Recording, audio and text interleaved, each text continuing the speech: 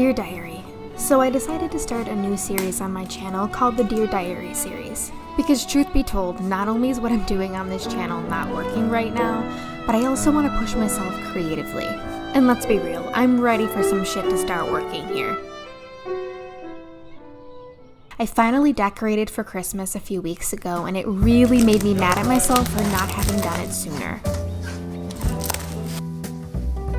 Not only do the decorations make the house so magical during these gloomy, gray, cloudy winter days, but it brings on this overwhelming feeling of nostalgia. The memories begin flooding my mind of the quickly fleeting years. How is it this time of year already? How have we already reached the last month of 2024? Maybe I decorate the house to hide behind these feelings. Perhaps all the glitter, the red Santas, 80-year-old wooden figures, and the over-the-top tree is just me putting on one last hurrah for the year. To prove myself that I did in fact get shit done this year. Or maybe I'm just trying to prove to myself that there is still magic in this world and that Christmas can still be magical even as an adult. And this proof showing itself in my overly decorated house. I'll admit, I do fear that each year it gets harder and harder to fake this magic.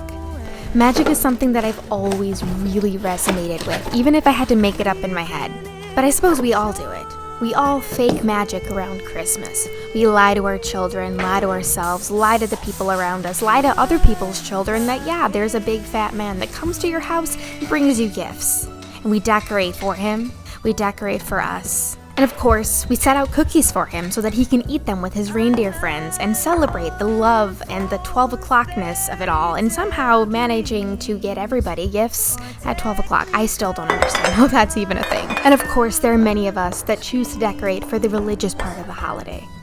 But for those of us who choose to make it focused on family and gratitude and home, it can so quickly become consumed with consumerism. And of course, more often than not, it is us mothers that are trying to make this magic feel real to us and feel real to our children. I fear I might just be afraid that if I don't overly decorate my home, that somehow I'll have failed as a mother. Would you like to bring this to your playroom too? Switch this out. Fancy clothes Yes. and big shiny cars, but I'm quite content right here. Nutcracker! Please read my short list. Let's not kid ourselves here.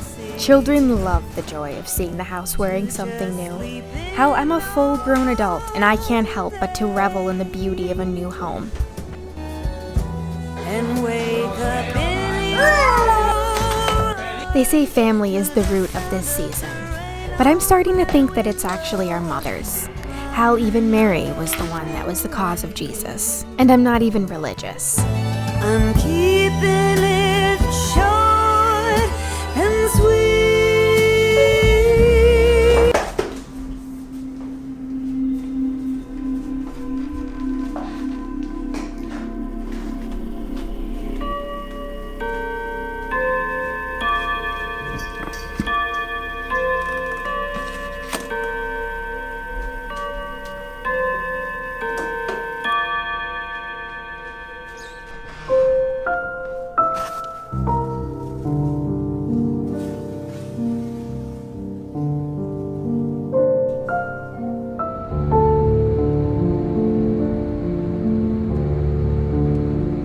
Holidays make me think a little too much about the past. Hours and hours of my time becomes consumed with nostalgia. My neck cranked for hours looking at old photos, videos, letters, and other random crap I saved deeming important.